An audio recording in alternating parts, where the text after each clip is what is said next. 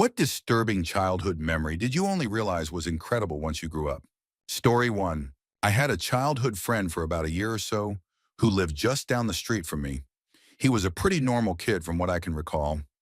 I remember him getting really excited one day about an upcoming visit from his uncle.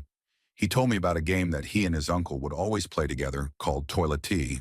From what I recall hearing, there was talk of a secret game that carried unsettling implications. It was something hidden, meant to stay between just two people. Not long after, I moved away and never saw that child again. Years later, the memory returned, and I finally understood how deeply wrong it really was. Story 2. I had a science teacher who was quite enthusiastic in sixth grade, and who was respected by many of the other teachers, particularly the female ones. All the girls in my class had a crush on him, but I was not one of them. For some reason, he always singled me out. He even nicknamed me my little Angelina Jolie. When I asked him why, he said, "Because you have these big, beautiful lips and big, beautiful green eyes like her," within earshot of other students and teachers. Because of this attention, the other female students and some teachers were very catty toward me, and I lost a lot of friends. At the time, I blamed myself for attracting so much attention, even though I was the quietest in the class and had nothing special to separate me from everyone else. He kept getting braver with his affection toward me, first tickling me, then stroking my hair, and then pressuring me to stay after class. He asked me repeatedly to sit on his lap, and I kept saying no for weeks. I finally told the teacher next door what had been happening for months. She hissed, "How dare you say something so disgusting about Mr. Brown? Why would you make up such a lie? Get out of my classroom now." This was a female teacher who openly flirted with him every day. I felt terrible for opening up until one day he asked me again, and I yelled no, and he chased me, but I was too fast.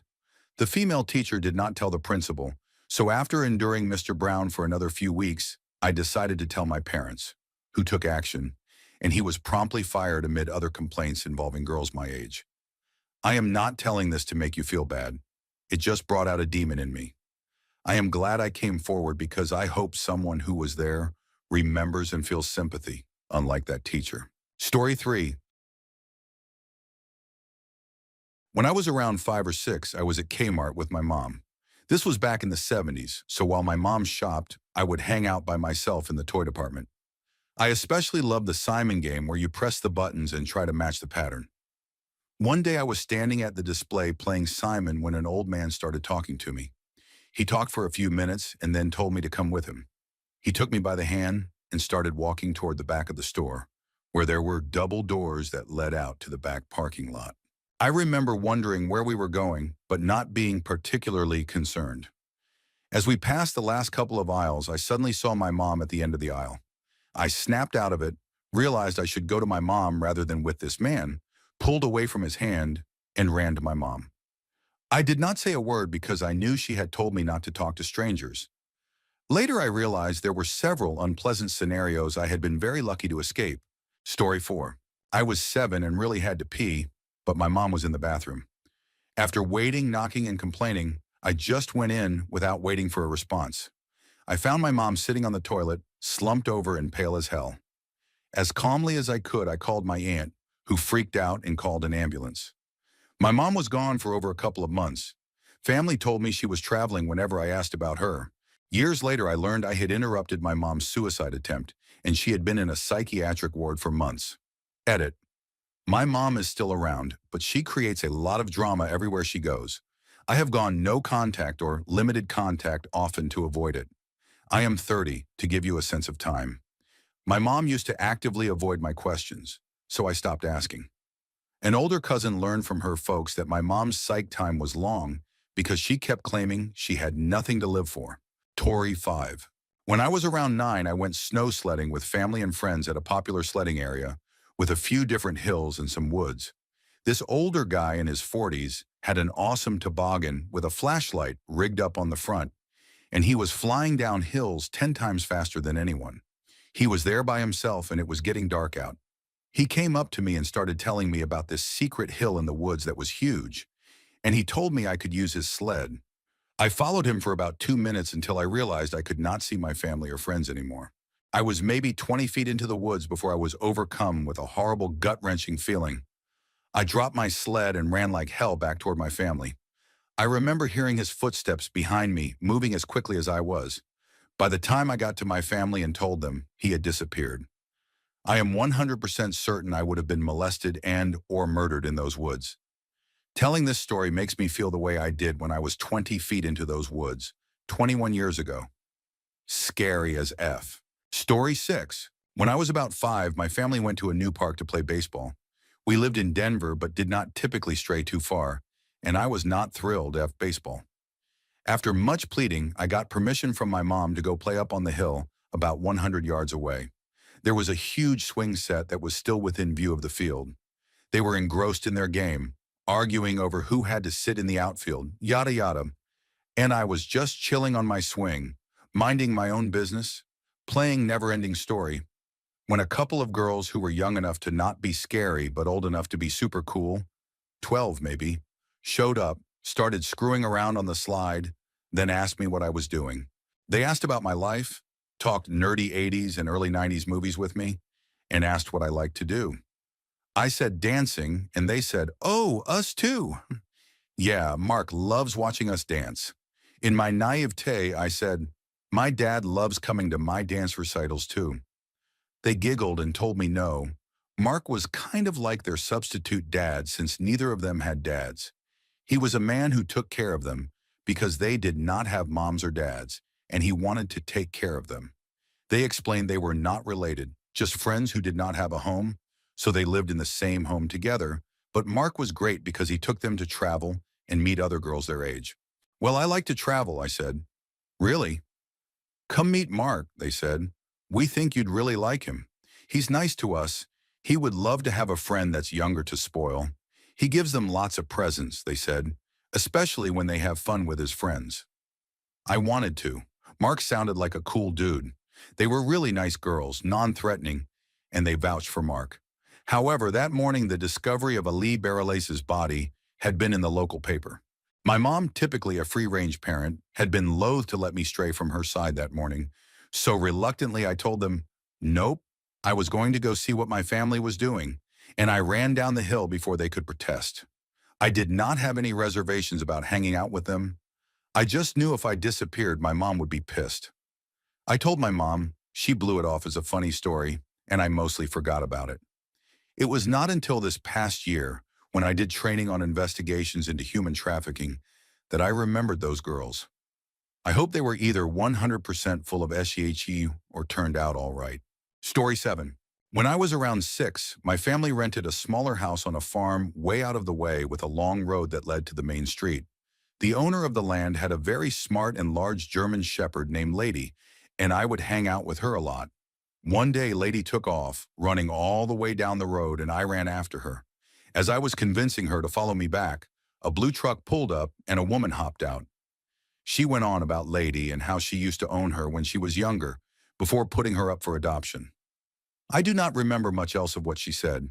I responded here and there, but I do remember her offering to give me a ride back up to the house. The entire time, Lady stayed right in front of me, staring the woman down and not moving.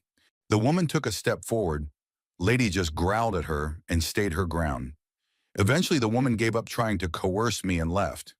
That night, I mentioned it to my brother, saying that I had met Lady's previous owner, and because at 6 I had no fing idea, he said, you know she was probably trying to kidnap you, right?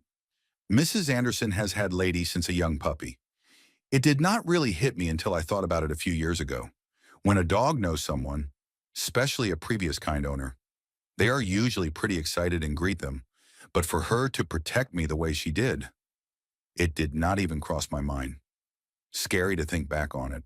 Story 8. Growing up, I was a quiet and shy kid, but I have had vague memories of myself at a young age, screaming at the top of my lungs and being forced to take some sort of medications. I also had recurring, intense nightmares about being kidnapped. It was not until last year, when I was 27, that my mom revealed a piece of my past that made everything click into place. When I was 4, a man lured me away during recess at my daycare, and I was missing for about 6 hours. Nobody knows exactly what happened during that time except that he eventually dropped me off down the street from the daycare and sped off. After that, I started having severe episodes and fits that required sedatives to calm me down. They stopped with time because I think I repressed the incident. I still do not know what happened while I was missing, but the nightmares now make sense. Story 9. I think I was like 4 or 5, and my mom's side of the family was having a camping trip in Colorado. I do not know why I ran off, but I did, and I found another campsite where there was a van with a bunch of kids playing in it. Some man told me I could go in there and play with them, and I did, and he shut the door. I was oblivious to the whole thing, and I was just playing with the other kids. Meanwhile, my family was freaking out and looking for me, and they finally found me and tried to get me out of the van, but the door was locked. They told the man to get me out, but he was being weirdly persistent about it and saying that I was just playing and he would bring me back later. My grandfather basically said if he did not open the door, he was going to actually kill him. So I got out of the van and we left, and I was sad that I could not keep playing. I had a couple dreams about the incident when I was older, and I always thought they were just dreams until the story got brought up at a family reunion a few years ago. It shook me to the core when I realized just how close I was to being taken away from my family forever. Story 10. I grew up in a pretty small and quiet town. When I was 8 or 9, I was riding my bike around the block while my mom and her friend visited. About 3 houses down from mine was a great big house that had been turned into a few apartments. One of the residents was a disabled man, and as I made another lap around, I saw him staggering through the front lawn of that building, muttering, and his whole body was wet and shiny with something red. I remember thinking that it looked like blood, but I just did not really believe it could be. I bicycled straight home just in case, and told my mom and her friend that either the man down the block was bleeding, or maybe, more likely in my mind, covered in ketchup. My mom's friend looked over the fence and said, "My God, it is blood."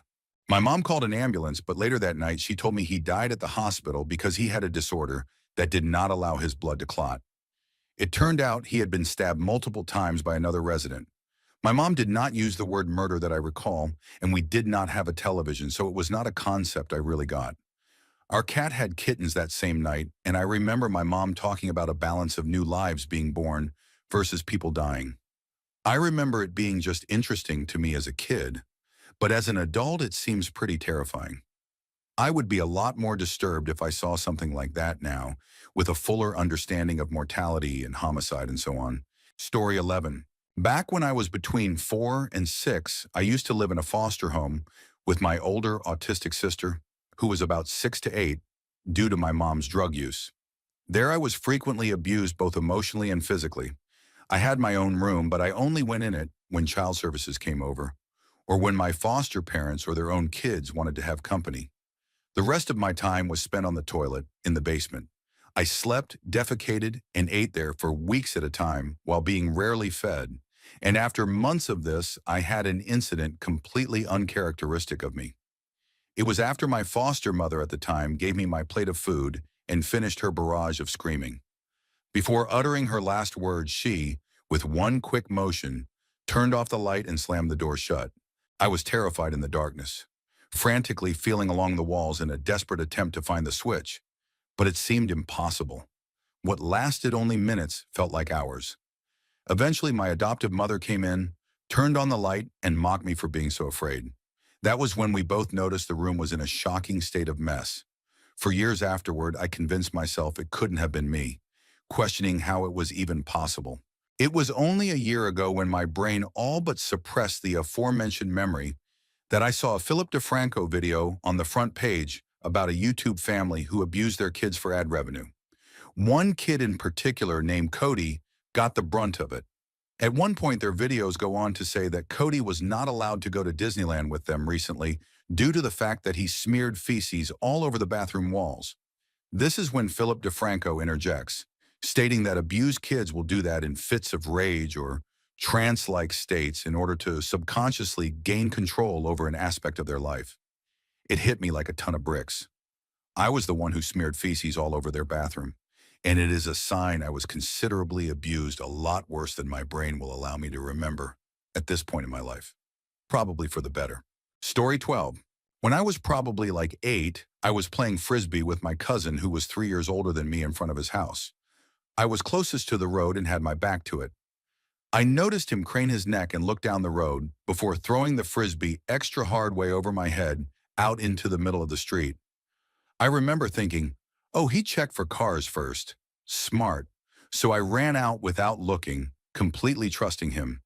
I came a couple of feet from getting hit by a car that luckily was paying attention and slammed on the brakes. I got in a lot of trouble and was made fun of by my cousin for not being aware of the road and the possibility of cars coming through. It was not until I was older that I thought about the part where he looked down the road first and realized he must have seen the car coming and had the idea to try to get his little girl cousin hit by a car. He did a lot of creepy, sociopathic kind of stuff like that growing up. Now he has a wife and 2 kids, so I hope he grew out of it. Story 13. During a childhood sleepover, my friend pushed me into situations I couldn't make sense of. Out of fear, I went along with it, even though it left me unsettled. Looking back, I don't think she fully understood either. It felt like she was repeating something she had picked up elsewhere. We were the same age, but she often acted like a bully, and I never felt safe refusing her. One night, her mom started coming toward the room, and in that instant, I realized the situation felt off. My friend carried knowledge that seemed far beyond what was normal, and she introduced me to experiences I wasn't prepared for. At first, I tried to resist, but she and others around her kept insisting it was fine, even though deep inside I knew it wasn't. Looking back, I can see her home life wasn't steady. The atmosphere there was chaotic, and the whole environment left me uneasy. Story 14. I was 6 years old and my mom and I lived on the second floor of an apartment complex. We had just left an abusive household and were low on money, so I was often bored. To cure that, I would put my ear to the floor and listen to what was going on downstairs. My mom did not mind. She was usually swamped with work, and as long as I did not end up hurting myself, it was fine. One day I did this and heard 2 people yelling and screaming at each other, a man and a woman. The man sounded very angry and the woman was crying and screaming. I got up and told my mom that there were people fighting. She looked up from her work, asked me more questions, and eventually said she would be right back and told me to stay put. A while later, she came back with a sobbing woman. My mom called the cops and they questioned all of us, told us to have a good day, and offered places for the woman to stay. I did not understand until much later that the woman was in an abusive relationship, and my mom told me I had saved her life that day because the man had a knife and was cornering her. Story 15. A relative with significant challenges would take me aside, and things happened that I didn't understand at the time. It continued for a while until one day she acted as if none of it had ever occurred, and I kept silent. Years later, something triggered the memories to resurface all at once, and it hit me with overwhelming force. During that period, I also developed distressing physical issues that I couldn't explain, and adults around me criticized me for it without realizing what was really going on. I didn't make the connection until much later, when I finally understood how damaging those early experiences had been. My aunt had a child a couple of years ago, and this past year upon learning there were suspicions she was doing similar things with her 5-year-old daughter, I reported our past to the local authorities.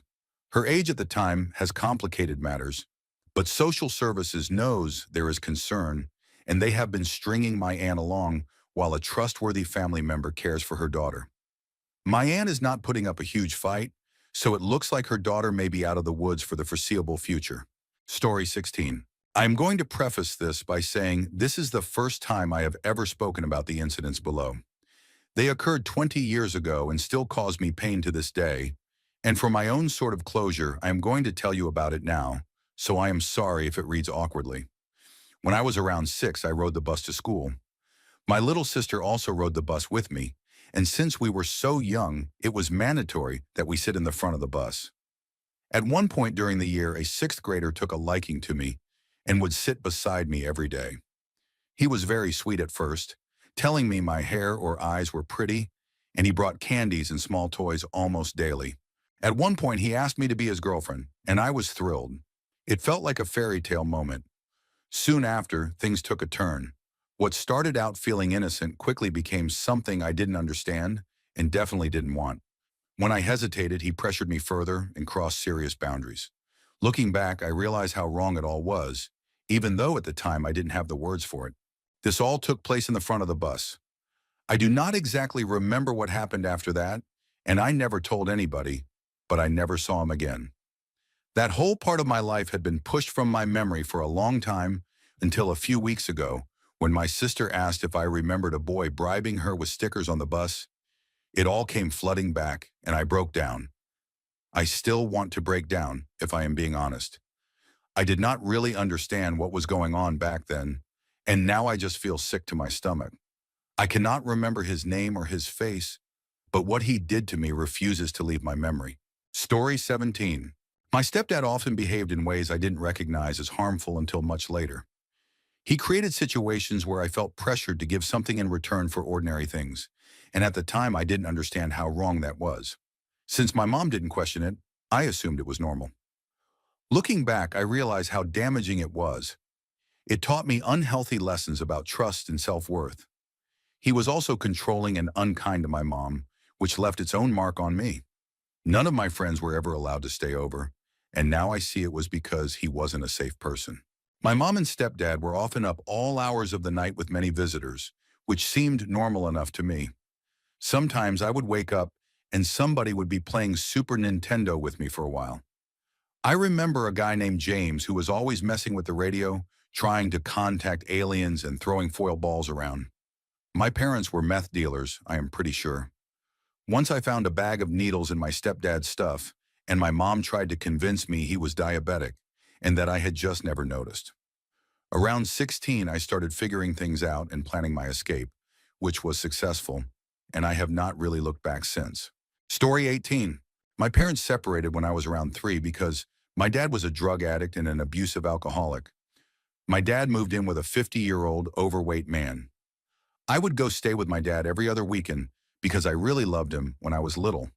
When I was about 6 or 7, I was at my dad's for the weekend. He left me alone in the apartment with his roommate on Friday night and went on what I now know was a drug binge until Sunday morning before my mom came to pick me up.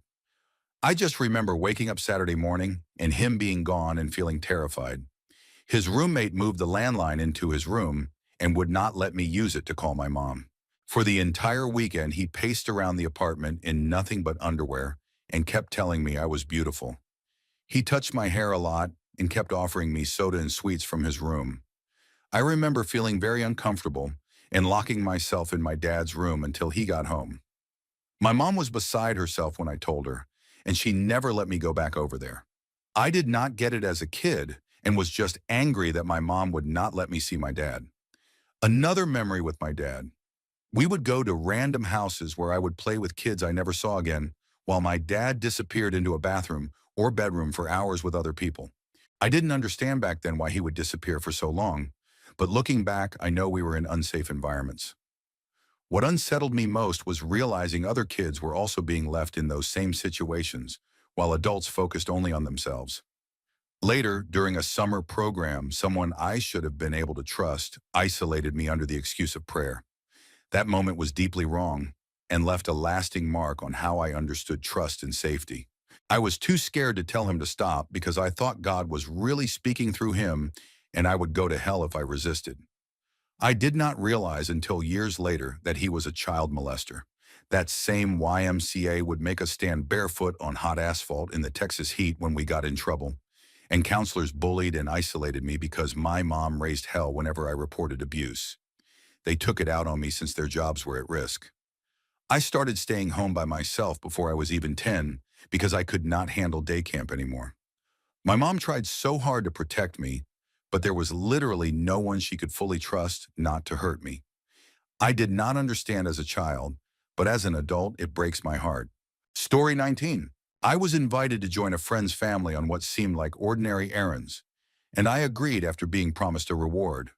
At first, everything felt normal, just a few stops here and there, until we arrived at a strange building. We were taken into a waiting area and then separated into different rooms.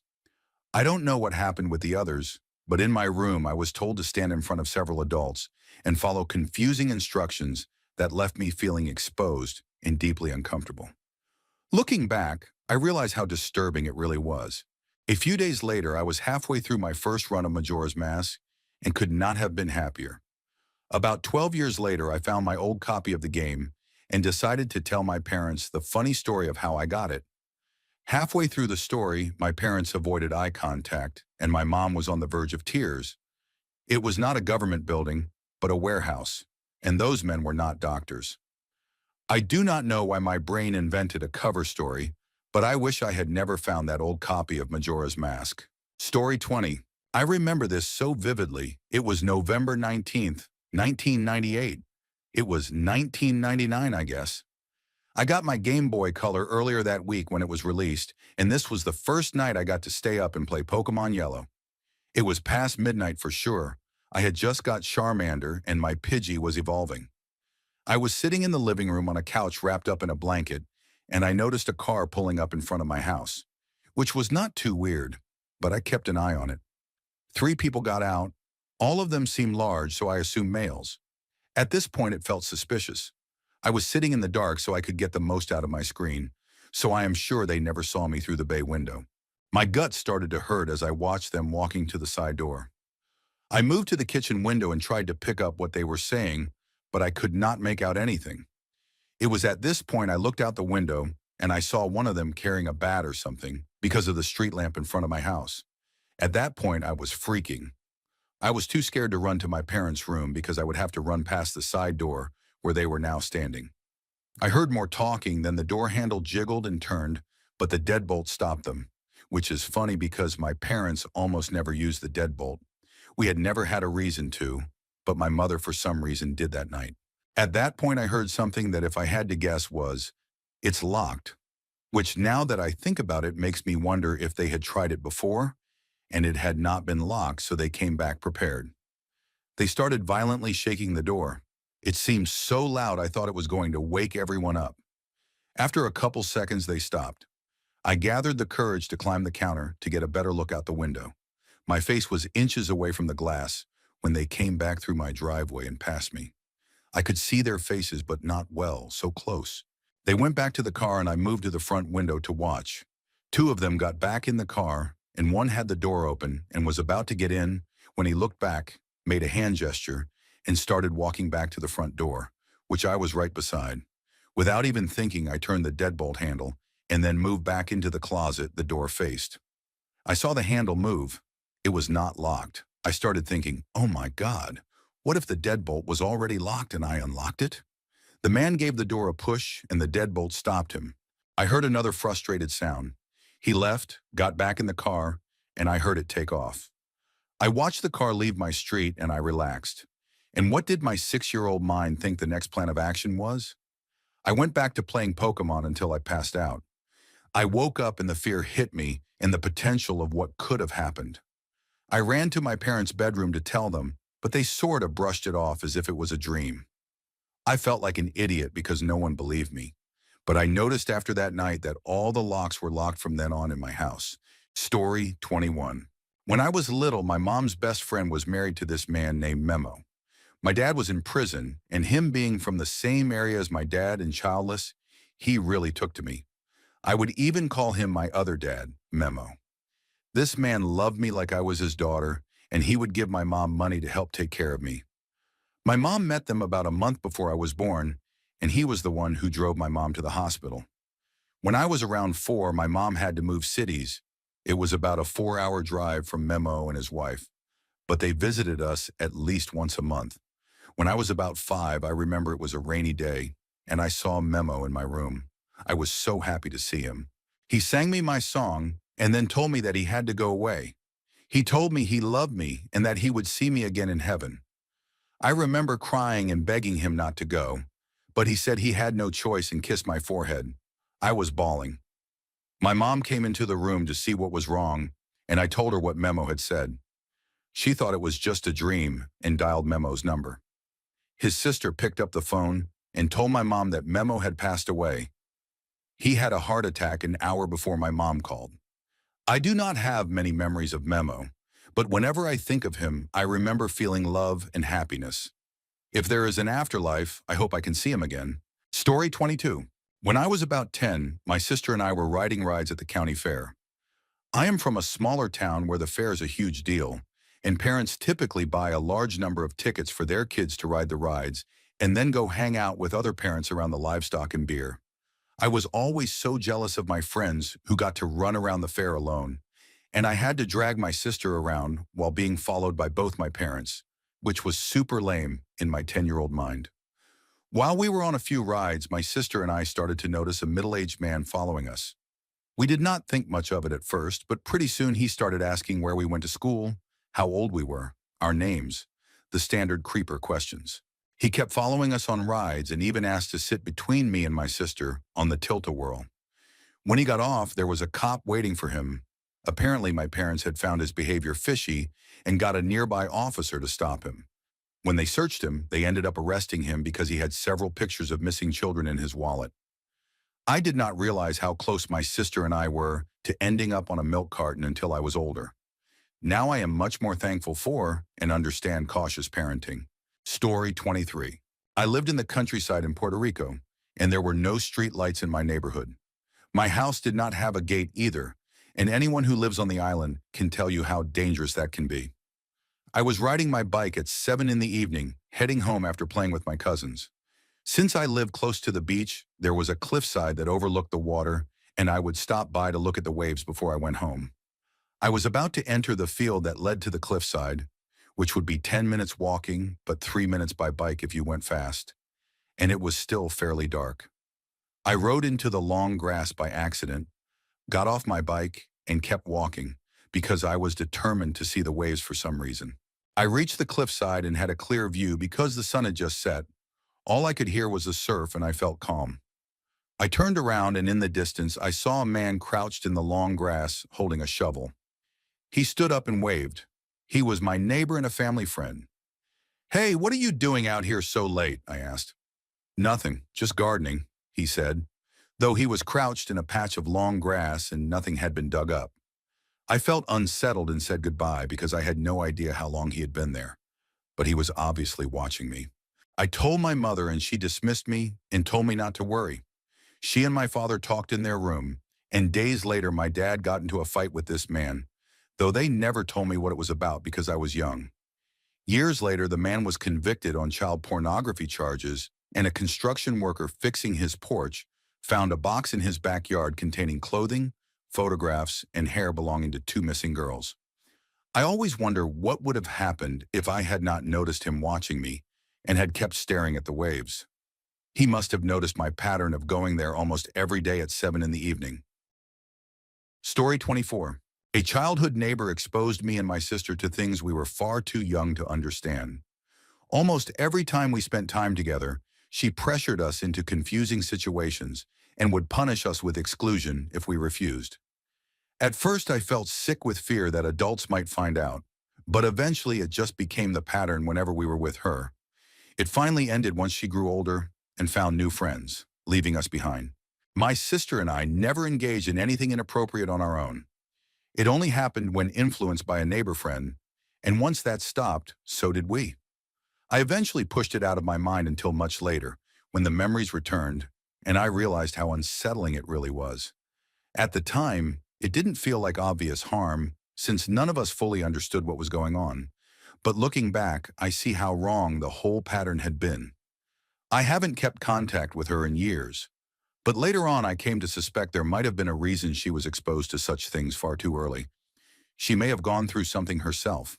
Her parents were extremely religious and controlling in some ways, and while I do not want to believe they harmed her, the signs lined up enough to make me uneasy.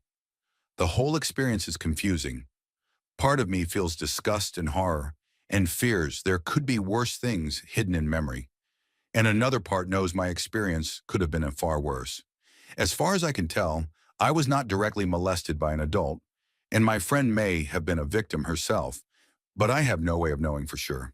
This is something I have never spoken about with anyone except anonymously online, and I have never mentioned it to my sister, who has given no hint that she remembers. Story 25. When I was about 10, I was at my extended family's farm, while most of the relatives were away doing other things. And I wandered into the vegetable garden where my great-grandfather, who was about 90 and a World War II veteran, stood on a ladder looking into the large 50,000-liter water tank. I asked if he was checking the water level, and he said no. So I asked if he wanted to help me make lunch for when the family came home. And he climbed down, grabbed his sweater, wallet, and a piece of paper off the ground, and we went back inside together.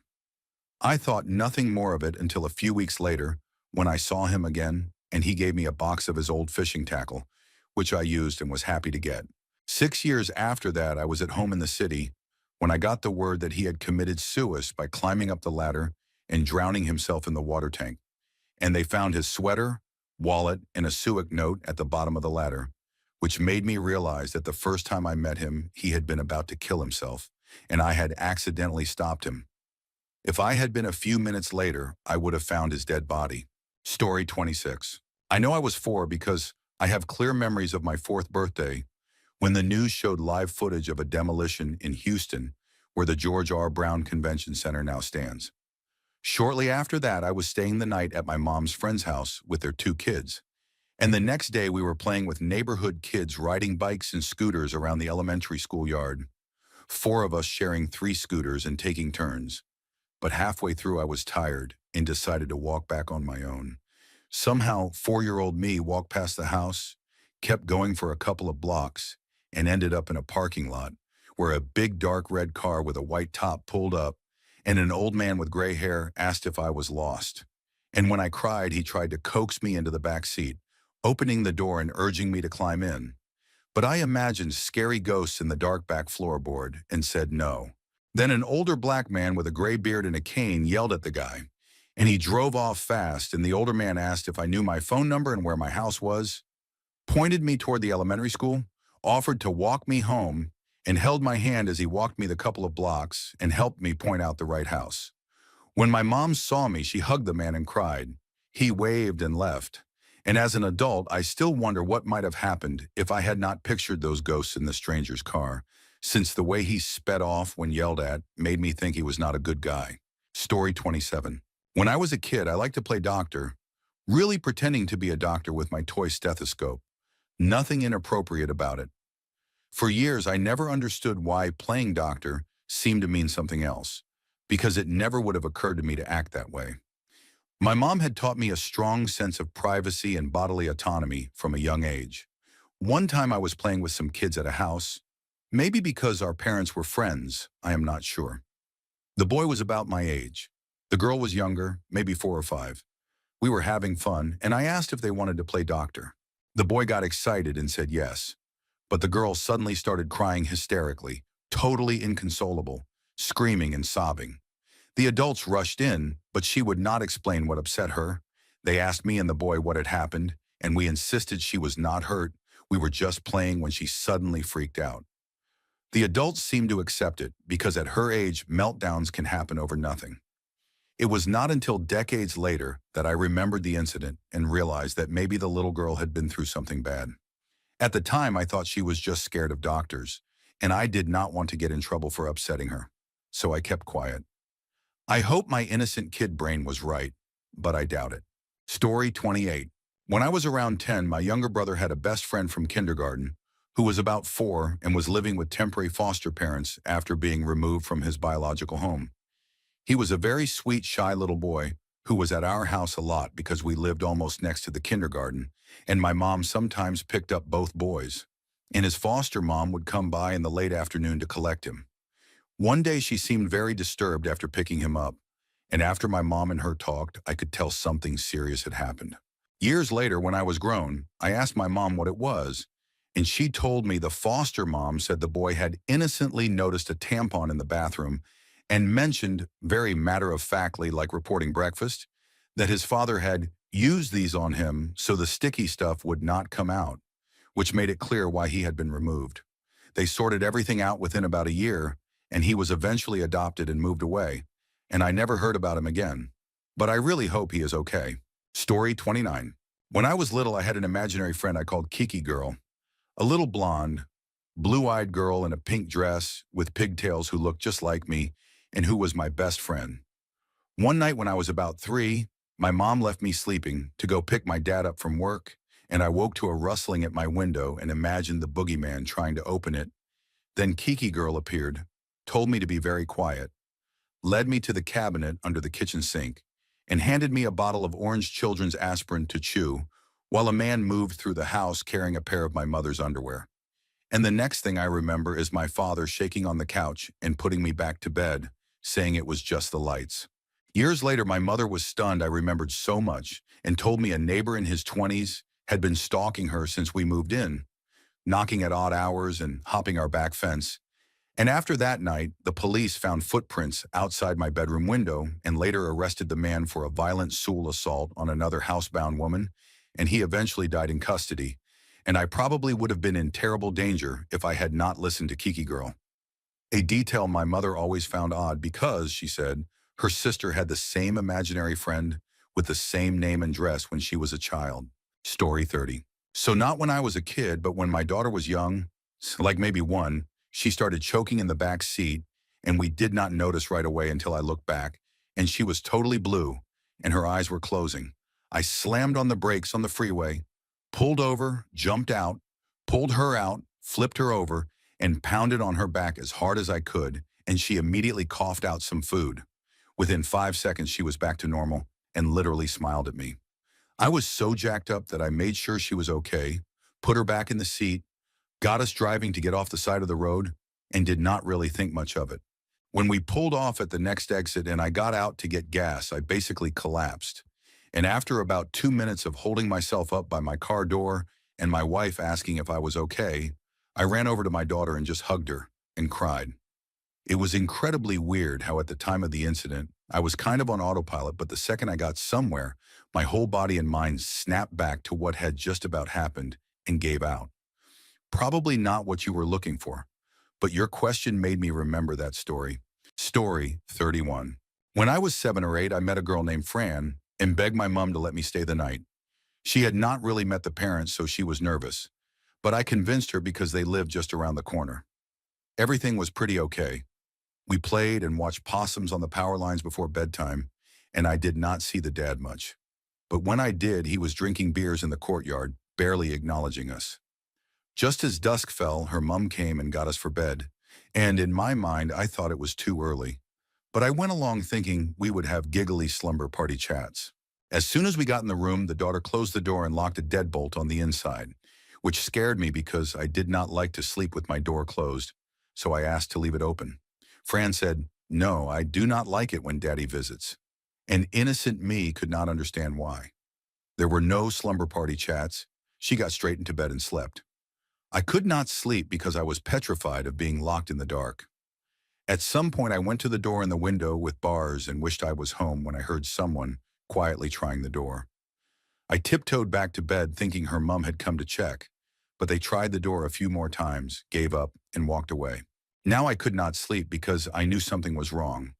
About half an hour later, I heard the toddler sister screaming across the hallway, more footsteps, and then the mom say, "Why did you have to do that for?" And a man mumble. That was easily the most dangerous situation I have ever been in. Now I understand why my young friend locked her door, and I still wonder about her and hope she is okay. And when I told my mom how weird their family was the next day, I can still remember how quickly the color drained from her face. Story 32. I grew up in the South in a very strict and conservative evangelical home.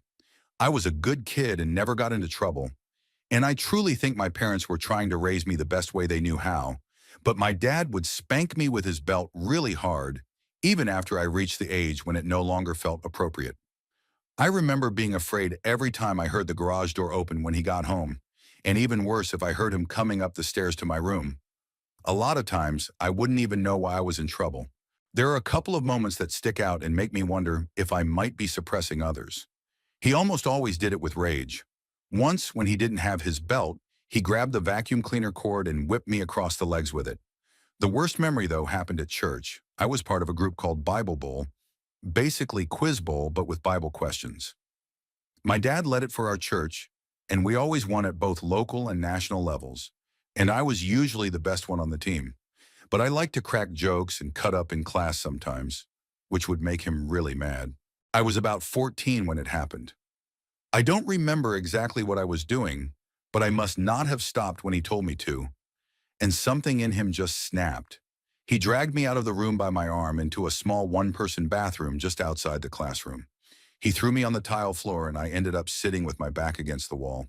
Then he kicked me in the gut. Physically, it didn't even hurt that much. But emotionally, it was traumatizing and shocking. Still, I was a kid, and I figured I deserved it. After he left, I waited a few seconds before walking back into the classroom. As a way to cope, I did what I always did, used humor. I came back in with my fly down, zipping it up like I had just returned from the bathroom. Everyone laughed, but I could see the rage still in my dad's eyes.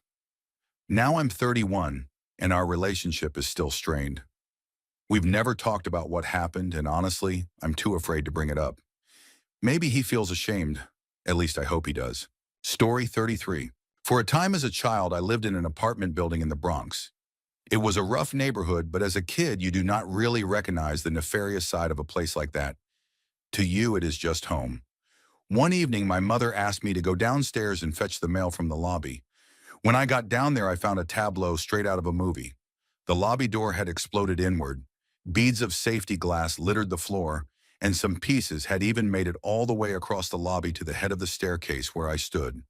And lying face down in the middle of the glass a few feet from the door was a motionless figure with a pool of blood steadily growing around it. To this day, I do not understand why, but I did not react. I calmly crunched across the glass, retrieved the mail, and took it upstairs. I told my parents what I had seen, and my father went down to check it out. He did not come back for a while, and when he did, he kept asking me if I was okay with what I had seen. I told him I was. We discussed it no further, and I promptly forgot about it. Flash forward a few years, and I was in basic training looking at a probable deployment to Iraq when a buddy asked me if I had ever seen someone die. The memory blossomed in my head, and now as an adult, I finally had the context to frame it properly. A few days later, I spoke with my dad about it, and he explained that the man had been shot a few blocks away from the building and had run seeking escape from his attackers. In extremis, with the lights fading, the man had flung himself through the lobby door to gain entrance, and then bled out a few feet inside the threshold. Story 34. My mom was a single parent for many years, and after-school childcare options were limited in my crappy town. So it got so bad at the sitters that it was just easier for my brother and me to hop off the bus and hang out at the house alone for a while, which all happened when I was maybe in third or fourth grade. We lived about 4 miles outside of town, with the closest neighbor a few hundred yards down the road. My brother and I had just gotten off the bus, crossed the street, and were climbing over the main gate to get home when a little indigo car pulled in and stopped on the Caliche Drive. I sat on the top of the gate and waited while some guy I did not know sat in the car. Rather than identify himself or say what business he had, the first thing he asked was if my parents were home, which was odd because there was no vehicle in the drive. So I lied and said my mom was sleeping. He struck me as wrong. I told my brother to hop down and go inside while I stalled, and the man was very insistent, but never bothered to give a name or say why he was there. My mom had a password system for strangers and he never mentioned it. He eventually left and we went inside, but I was skeezed out. I told my brother to be ready to head to the back field, a couple of 100 acres of prairie where we could disappear if we needed to. And when my mom got home, we told her what had happened. She was not expecting anyone and had not sent anyone. And though I was bothered then, it was not until I was older that I realized how incredibly wrong the whole thing had been. That man was not in my driveway out of friendliness. Story 35. I remember going into the men's room by myself at the mall when I was about 5. While I was at the urinal, a man came in with his disabled son in a wheelchair. Since the handicap stall was occupied, he held his son under the arms with his pants down so he could use the urinal next to me. Right then, the boy had diarrhea all over his pants and the floor. I came out of the bathroom completely shocked and unable to say much because a man had just held a kid like that right next to me while it happened. My mom immediately noticed how upset I was when I came out. She rushed us out of the mall and had tears in her eyes, asking me again and again what happened. I tried to explain, but I think she believed it was something much worse, in that I just didn't understand it at the time. Later, I realized she thought I had seen a child being harmed, since I kept saying nobody touched me, but there was another kid with his pants down, and I didn't want to talk about it. What made her even more worried was that I refused to go into public restrooms for almost a year afterward. When I was about 16, I finally explained everything clearly and told her nothing predatory had happened. But I still feel like a part of her never stopped suspecting otherwise. Story 36. I was about 17 when this happened. The power went out during the day at my place, and I had this upstairs neighbor, Bob. He was a really sweet but quiet kid. Around that time, I had just started smoking weed, and he and his friends invited me up to smoke with them. I went without thinking twice. After we smoked, the vibe suddenly got weird. They started saying ass, cash, or gas because I smoked with them. I thought it was just a joke at first, but they insisted they were serious. That's when I felt incredibly uncomfortable and realized the tension in the room. Bob finally stepped in and said, "Come on, guys, she's my neighbor, she's cool," and told me to go straight home. I didn't fully process it right then, but looking back, I'm pretty sure Bob saved me from something very dark. There was another close call around the same time, and I realized right away how dangerous it had been. I was at a party with some new guys we had just started hanging around with. A friend from work had found an old pill in her car and gave it to me when I mentioned I'd never tried one before. I took it, assuming it was too old to be potent, but it definitely was, and it left me vulnerable. A group of my friends wanted to drive somewhere nearby to pick someone up or get more drugs. I can't even remember. I didn't feel like going, so I stayed behind with the new guys. My friend was insistent that I come along, but I brushed it off, not realizing what he meant. He ended up calling every 5 or 10 minutes, making the guys hand me the phone each time. I didn't fully understand what was going on until later. I found out at least one or two of those guys were convicted rapists. That's why my friend wouldn't let it go. He was making sure I stayed safe. Looking back, I realized just how lucky I was that night. Story 37. When I was 5, my parents divorced, and my mom was always super upset when I went to visit my dad some weekends. I assumed it was because she missed me, but in retrospect, it was because she was terrified. He would leave on Friday and Saturday nights, and my mom did not know everything, but she knew my dad was very irresponsible. I would be 6 years old, all alone in his house in a rough downtown area, watching television and terrified that someone would break in. I did not want to tell him how scared I was because I wanted him to stay in my life, since by that point he was already coming and going a lot. One night I had a friend spend the night, and as usual, we were alone. We were 7 and decided to ride our bikes to the Circle K for candy, which was easily a 2-mile ride in a rough part of the city at midnight. And somehow someone was watching out for us because his neighbor saw us and called the police, and Child Protective Services showed up at my school afterward to question me about my dad. There were so many incidents with my dad. He would meet someone and the same day ask them to babysit me. And when we were together at fairs or other outings, he would disappear and I would freak out because in my child mind, I thought I was lost, and I did not trust him to bring me home. Mind you, there were not common cell phones back then.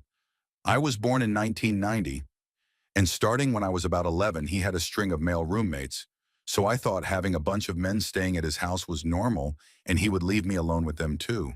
He basically ran a flop house where random guys could sleep and pay rent by the day.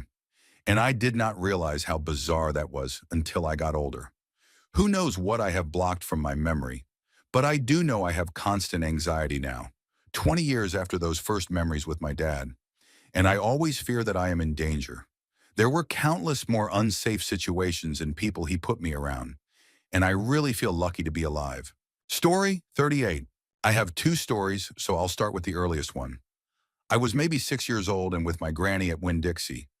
We were next in the checkout line, and I noticed the cashier and bagger chatting and being pleasant with a white woman who was probably my grandmother's age. And the bagger asking her if she wanted paper or plastic stood out to me for some reason. When it was our turn, both employees went quiet except to tell my granny the total, and the bagger put her items in paper without asking. In the car, I remember asking my granny why they had not talked to her like they had the woman before us, and she simply said, in a defeated tone, "Don't worry about it." My next instance happened in 8th or 9th grade, while hanging out with friends in an apartment complex in the neighborhood. Earlier that night, a friend of mine had fought a man his mother was dating, and we had come around and broken it up. After things calmed down, my friends and I went to the store for snacks and ran into some other kids who lived in the complex on the way back. While we were talking, we noticed a man walking toward us. I had my back to him and thought nothing of it, but he got somewhat close, then turned around and walked away.